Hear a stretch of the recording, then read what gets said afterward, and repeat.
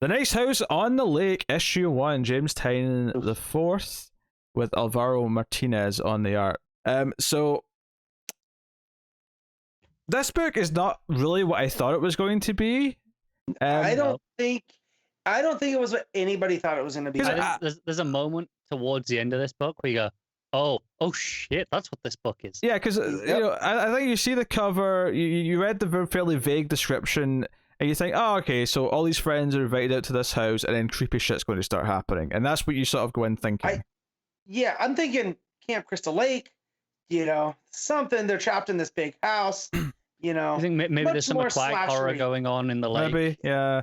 Yeah, I'm thinking slashery horror, not what we got. And to be fair, the very first page kind of sets you up to sort of like throw your ideas out, because you see this sort of page where it looks like someone who's in some sort of post-apocalypse with a spear, and you're like, wait, what the hell is this? This does not look like your creepy lake in a house or house in a lake horror story. It's just your main character here, the artist. She's the artist. Yeah. Who then explains kind of how she met this mysterious man. She started talking to this guy in a bar who was very silent and observant, and she would talk to him, and he kind of opened up the conversation in a very weird way, where he just sort of asked, how do you think the world's going to end? And this became kind of like a thread that started their relationship, where they would talk about this, and they'd sort of use it as an excuse to watch movies together, almost as if it was research, he said. And basically this went on for a while, but then one day he just kind of disappeared. Like, he just stopped communicating and he was gone. And then out of nowhere, a couple of years later, she gets this invitation from him to go to this house in the lake. And the full page is like the email page. I will say I hate that it's based on a Mac, because to hell with Macs. But other than that, I like the there's a couple of references to Tynion's other projects.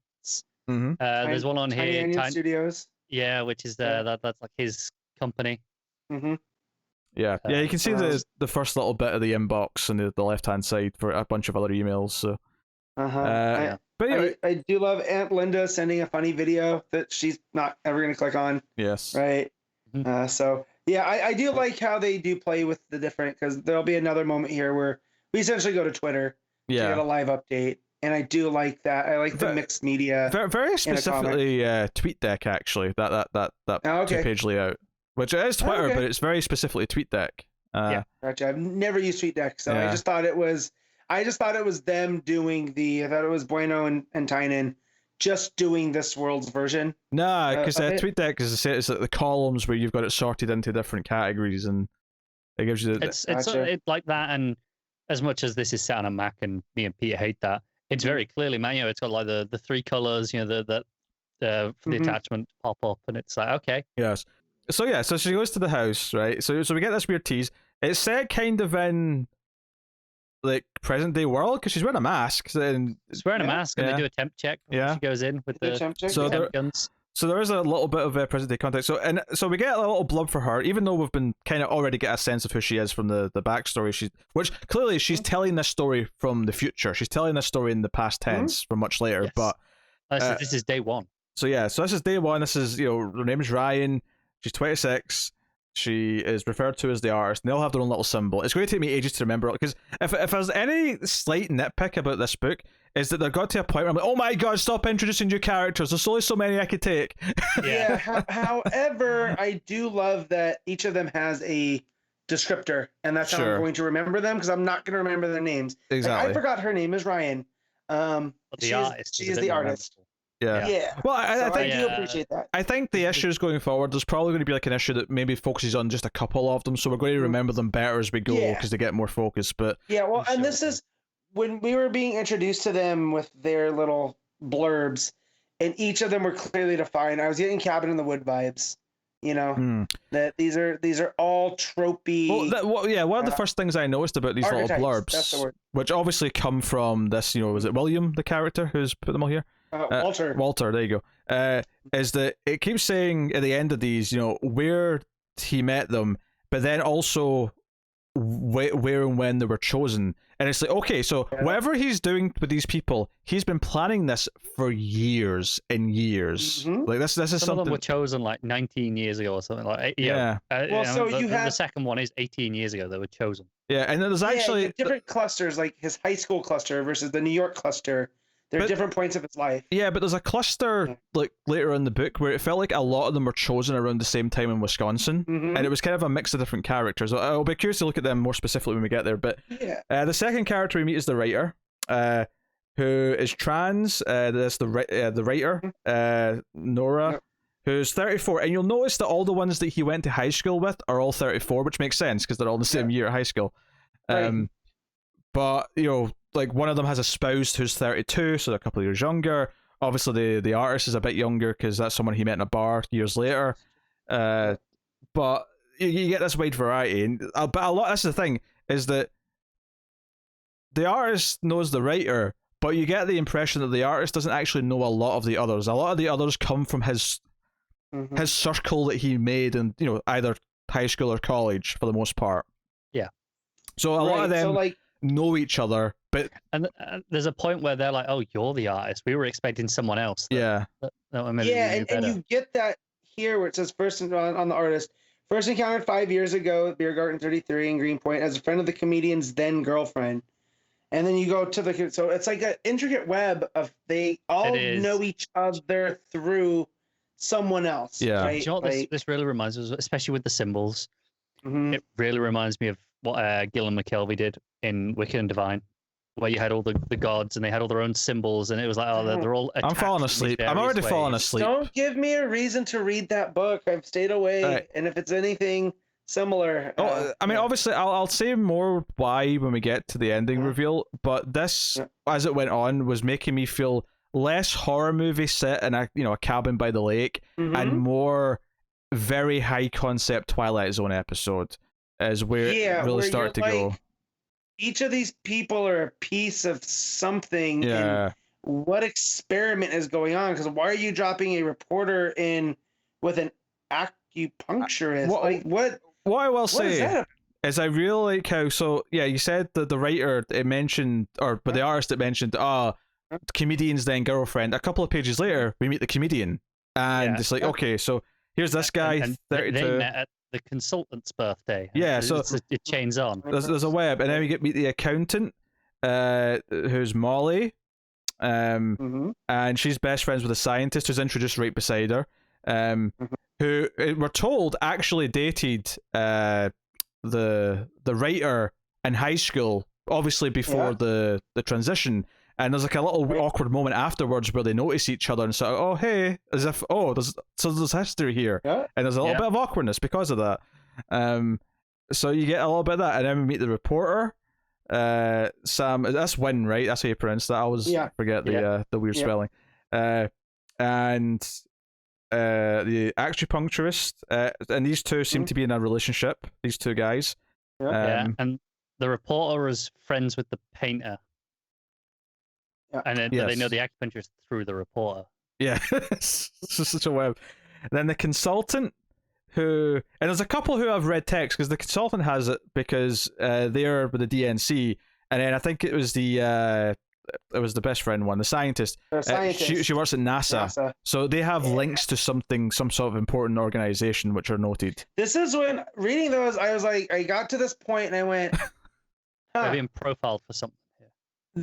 This has sci-fi vibes more than horror vibes at this point. Kind of, like, and I started thinking of like The Martian. I was like, is this an experiment? And they're, how we reduce society, and that's what the horror is that humans suck at the end of the day.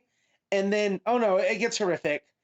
So that was not a letdown. But at this point in the book, I'm trying to juggle all the characters, and I give Tynion credit for introducing him. It does feel like a movie or a TV show where you get a little bit of time with them and then you move to the next one. Yeah, you get just enough where you go, okay, I recognize them when they'll pop back up, but I won't really remember them outside of the barest minimum. But I have enough faith in Tynion that over time, I will know all of these. Yes, I very much hope that at least for a while, like the following issues will always not have the full blurb, but will have their title next to the Doctor, the pianist, or You want it like a Legion style, kind of, yeah, just for a little bit, just till we get to know them. I think, but we get the Doctor who does know the artist because she's very friendly with her, and the pianist as well. They're both 34.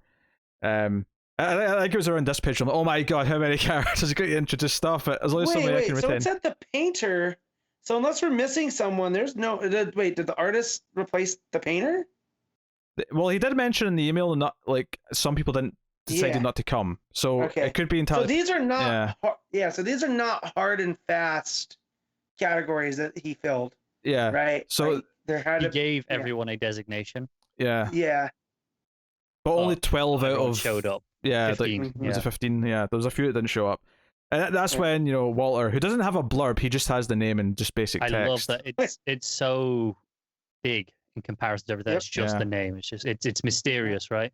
Yeah, he's very ominous, and the funny thing is, obviously to the artist, he is a bit more mysterious because of how she met him, but to everyone else there, pretty much, he's mostly a fellow student, either in high school or college, so well, he might have always seemed a bit weird. They kind of know him in a way that doesn't, like, they wouldn't suspect him of something fishy. Most of these, or a lot of them, have known him for like, 10, 15, nearly 20 years. Yeah. But you have to think too that he's no one's best friend, right?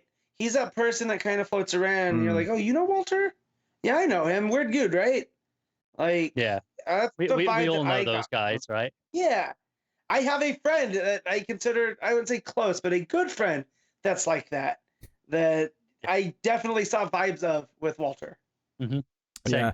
So they're all chilling. They're all impressed. I mean, that was one of the threads at the start of the book when they first walk in the house is how the writer says, I almost feel like I'm sullying this place even looking at it. It's so perfect and like expensive looking and whatever. But they're all basically just chilling, drinking, whatever, being in the pool that night. And no one can get a phone signal. The only one who can actually get any signal on their phone is the artist. And she happens to check her phone here towards the end of the book, and we get the TweetDeck style page. And it's basically just a spattering of tweets about chaos in the world, New York's on fire, people's skin is peeling off. Anderson Cooper burst into flame live on air. That was a neat reference, yes. Like, holy crap, man. This is another one of those references to Tynion's other stuff. Cole Turner, which is at the bottom right. Okay. That is a character, I think that's the lead character of his Department of Truth series. Oh. Which I have heard described as like a kind of modern style take in a post-truth world that we're in now on X-Files. So, well, then that lines up with what he says is they effing knew this was coming. They've been preparing it for years. Sure. Well, so if it's the Department of Truth, dude, then... What I love is that there's someone who calls this fake, right? And obviously, we've had people in the past year and a half call the pandemic fake and blah, blah, blah, right? That's happened. But what I love about this, because this is literally, like, cities are burning, like, have just burst into flames. It's literally that meme of, like, the cartoon dog in the fire. Fine. This is fine. This is literally what this guy is. I love how that tweet... Also, the this is fake. It's got a blue tick, which tells me, okay, this is someone who has got a reputation for spreading shit like that, which a nice touch. But that's following the tweet that's I just watched Anderson Cooper burn to death on live TV, and this is all fake. Yeah. I like the touch of. Go ahead. I was gonna say I like the touch of the BBC tweet saying from like an alternate perspective where it appears New York City's like being destroyed, but no response yet from Downing Street. It was just like a really specific phrasing that made it feel different. It's because that's what the BBC would tweet, right? It's very, very natural. And of course, they would tweet. What's the British perspective on this? So the guy that says it's all fake, right? It says this is just some kind of promotion for a dumb movie. I guarantee in like 10 minutes we're going to see Superman show up and fix this. Now, is this taking place in the DCU, or is that guy just throwing out that as a reference? Like, I think he's throwing it out as a reference. Like we would see. They're all putting this on all the TV channels. They've paid for all that airtime. I think there's too many questions about this world functioning if the Justice League exists to help stop all this. That's my question. So I think that guy going, Superman's going to show up and save everything. I think all of the pandemic references early on tell me this takes place in our world. right now. Okay, gotcha. I just wanted clarity on that part, Yeah. But yeah, so it goes from bad to worse because then the emergency broadcast kicks in, right? Yeah, they turn on the TV and they're basically told all this. And they all immediately start trying to like call loved ones. They want to make plans to get back home. They don't want to stay here for a week while this is going on. And then Walter, who has a very more ominous look in his face where he just looks all right, and the artist points out, you picked us. Like, you... Mm-hmm. We haven't even talked about the fact the art here, all the color is drained. Oh yeah, it changes. Yeah, it gives that impression, that harsh blue light of a TV screen almost, as they're all watching this. It looks almost like watercolor shaded instead now. Like that panel of him saying, "I'm sorry, everyone, you can't leave." Yeah. It's gorgeous stuff. Yeah. And so he basically explains, yeah, that's it. There's no world to go back to anymore. You were picked for here, and you'll never want for anything. You'll have entertainment. You'll have food. You'll have this gorgeous place to live. But you can never go anywhere. And obviously, I suspect that following issues are going to get into, wait, why can't they just leave? Or what is the boundaries exactly? Is there like a force field around this place? There's all these questions just flood my brain as to how does this work exactly. But I'm sure we'll get to that. The first time we see the artist, she is missing an eye. So things are going to get in the future. Yeah, in the future. Yeah. So super interesting stuff. But he says that he's their friend, but he does say, this was unavoidable, and he refers to we, like in terms of like planning this and like accomplishing this. He says we, so he is with some group of some kind. And it's not that long. It's the end of this 2-page layout where all this like exposition and them all being in shock as they're hearing this is happening, where the writer picks up, I think it's the fire poker or something, and takes a swing at him, and his face just kind of splits apart like it's not a hologram. It's kind of like a flesh hologram where it just kind of splits apart. Does that make sense? It like stretches as well, though. Yeah. Like, yeah. It's like he's outside of reality, if you ask me. That is. I would describe it like, I would say it as like obviously he's there, but I would describe it as, it's like what you imagine if you put something through a hologram and you imagine it breaking apart because you've broke the thing, right? Except there's also like blood in the inside of his skull and teeth, and like he's like flesh on display when it happens. So it's kind of like a weird mix where he's physically there, but his body just kind of split apart and like changed and distorted because of the impact. It was weird. It's not like it doesn't affect him. It's not like it goes straight through him. It does like seemingly cut straight through him. But he knows it melts his head off, and then it kind of just morphs back together. Yeah. Yeah. But then he breaks the hand, I think, of the writer, or melts it. Melts like it. Yeah. Like, and I don't even know if he touches her. It might just be like almost like a snap. Yeah, because you see him he kind of lifts his hand. Yeah, and that's just it. Yeah. And then part of the hand just kind of goes missing, right? And it's gone. Well, and look at him too. It clearly has some type of effect because he comes out of, out of order. It's almost like when you hear about Lovecraft stuff, like you can't see their true image. So it's like our brain can't comprehend what he really looks like. It's like a ghosting effect on a TV. Or there's the after image as well. It's still there at the same time. I guess that's not a bad way of putting it. I would describe it kind of like either From Beyond or The Thing, where you've got the two heads kind of thing that are sort of half merged together, but it's more of like a video distorted sort of version of that. But it was really creepy though, because when we get to the bottom of that page and he's like, "I'll be back every now and then to toast to the whole world, but I hope you find it and to enjoy yourselves." And the last thing he says, "I love you all," comes across super creepy, especially since that last little thin panel is just his mouth. And it's a weird bit though as well, though, like because as creepy as it is, I think it's kind of genuine because he chose these people. Like he saved them. He saved them, right? These were his friends, and it's like, no, you deserve this place. This house is effectively an arc. It's as much as our characters are obviously going to view it as a prison.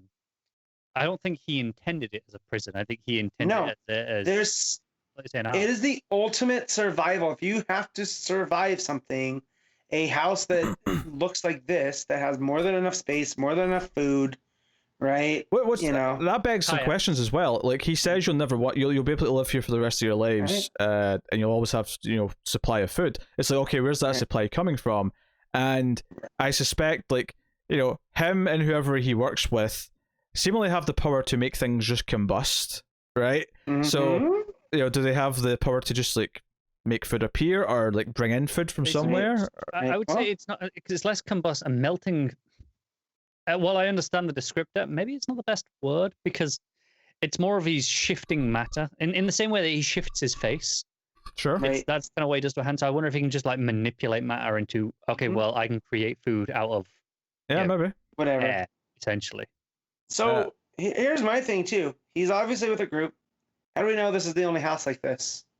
That's true. Because each of them have a different signifier, and they're almost a piece that would make society function. Again. It wouldn't surprise me at all if there's a twist or a reveal like halfway through the book, which is there's a second house somewhere. Or I think that's the issue 12 kind of reveal, right? That's you tell this story, but that's your season 2 story, right? And so I mean, it's very lost, right? When you hear about the tail section, like some way they'll find a way to communicate with another house that exists, right? But also, I was getting, like, when he says, I love you all, and you'll never have to want for anything, it reminded me of the Garden of Eden, weirdly, to whereas, like, I'm going to give you everything you need. You just have to stay here and do what I tell you. And judging from the first panels, it doesn't go that simple, right? It almost like this house breaks down into whatever. In this parallel, obviously, he is God. And, I mean, the Old Testament God, he is a vengeful God, right? Right. That's makes one mad. But that's the idea, when they reject Eden, so to speak, it's like, well, F you then, go and piss off and manage on your own. Right. And another thing, and again, I'm not up on religions, but I do know lore of stuff, that because of the flood, God had said it's not going to be by water, it'll be by fire. And look how this world was destroyed, and left an arc of people here. May not be accidental. Yeah, you might. Yes. Yeah. And there's a lot of plot threads as well, which like I guarantee some of issue 2 is going to be these characters starting to doubt if it's real. Like, okay, so he did this weird supernatural thing, but do we really believe the entire world's gone? Do we believe that our cities aren't there and that our families are all dead? And how do we know it's not an alien experiment to see how we would react to something like this? And like that, I mean, or it's like a reality show for them. Yeah, like it wouldn't surprise. Like, I don't think it's out of the question that this could turn out to be an experiment and it's not real. Right. No, that's not out of the question. The only thing kind of leaning me against that is the prologue section. Sure, but in the prologue section though, she's still at the house because she's on the stairs where that symbol is. We see that out in the front of the house. So she's not actually in a different part of the world. She's still there. She's still there, and if the experiment went so out of control, right now she's saying how it went, and now we're taking it back. You know what I mean? Although, who knows? All I know is this: I was getting Big Cabin in the Wood vibes, and then this happened, and I was like, oh, this is not at all what I thought it would be. But I'm 100% here for it. There's multiple episodes of the Twilight Zone that kind of dabble and stuff like this. There's one where there's a really great episode where they hear in the news that there's going to be nuclear bombs dropping, and one family's built a shelter, and it becomes this fight over the shelter, right? So that's sort of digging into these themes a little bit. There's an episode where someone tries to fake the end of the world and basically brings 3 people he hates into his like fancy bunker, and he has it all rigged to sort of show signs that there's stuff going on up above. And the whole idea, I mean, it's all like a manipulation thing because he wants them to apologize for how he thinks they've wronged him. But it's all very psychological, and it's actually a really good episode because it does something different with how it goes and where it ends with his character. But Twilight Zone have a good episode? No. Yeah. Hey, they have a lot of bad episodes too. Like they do. There's up and downs, but it's definitely like when it got to like, oh, the concept to this is that the rest of the world is dead and that they're on their own in this fancy house by this mysterious person who's brought them here, who may be a god, who may be part of an alien race, who may be a part of something that we've not even suggested yet. I mean, this is like straight up. This is good television mystery style stuff, and I love that the last page just leaves it with them in silent shock, crying, screaming in awe, and because this is a big fancy lake house which is nothing but big giant windows, for the view. We just sort of back out the house, and we actually end the last panel. It's basically the same shot that's on the front cover of the house. It's the same sort of angle of it just sitting there on the lake. Reflected in the lake. Yeah. So, needless to say, we'll be discussing issue 2 next month. Yes, 100%. Look forward to that. Yeah. So, no, very good. I am all for DC dabbling in some of this more non-superhero stuff with their bigger creators. I think it's because this is straight up creator owned. I think he said that. This is basic. I mean, it's got Black Label on the cover. This is basically just a Vertigo book, right? Yeah. So this would have Easily. been, 5 years ago. This would have just been published under Vertigo. Mm-hmm. Yeah, but in a weird way, it kind of got us to cover some of these books that maybe we might not have covered if they were still published under Vertigo. So, if nothing else, it was a win for this show. Are you suggesting maybe their decision to fold Vertigo and kind of just publish them as Black Label may have worked? Not in a broad spectrum. I think just for us, we had this distinction. If it was Vertigo, it wasn't DC. So therefore, we didn't talk about it on the show. Are you more inclined to read something, though, if it's like, it's just a DC book with everything else, as opposed to a Vertigo book? No, I wouldn't say I'm I sure am. some people are, though. Some people may be, but I mean, they're...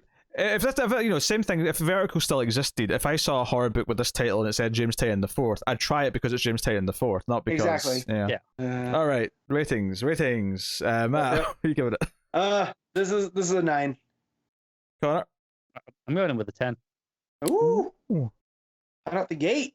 Yeah, I am going to go with the 9 as well. I think I like it a lot. I am deeply intrigued. Oreo's art is beautiful. I don't mean to talk about it enough, but and Bella's colors. I think we'll talk about what the art in issue 2. We're too flabbergasted with just what the premise is at this point. Mm-hmm. Honestly, that was it. When I read this book, I was just like, God damn, what a comic! Like that is just like one hell of just the craft of it all is just one hell of a single issue. Yes. So I am looking forward to seeing how we settle into what the premise is now that we know what it is, and seeing like how it plays with that as we go. I also noticed just before we finish on the cover, the symbols are all there under the title, and the first one is the symbol for the artist, and that's highlighted. That's yellow as opposed to all the other ones in white. I wonder if like that'll symbolize who we're following in each issue. It would surprise me if there's 12, and there is 12. Or they fade out as they die. They fade out as they die. That's possible. It wouldn't surprise me if they even just like they're in that order because that's the order they're going to focus them on. Yeah. So we'll just go. Like there's 12 of them. There's 12 issues. It feels easy. Yeah, there's reasons to think. So if that's the case, the acupuncturist makes it almost to the end.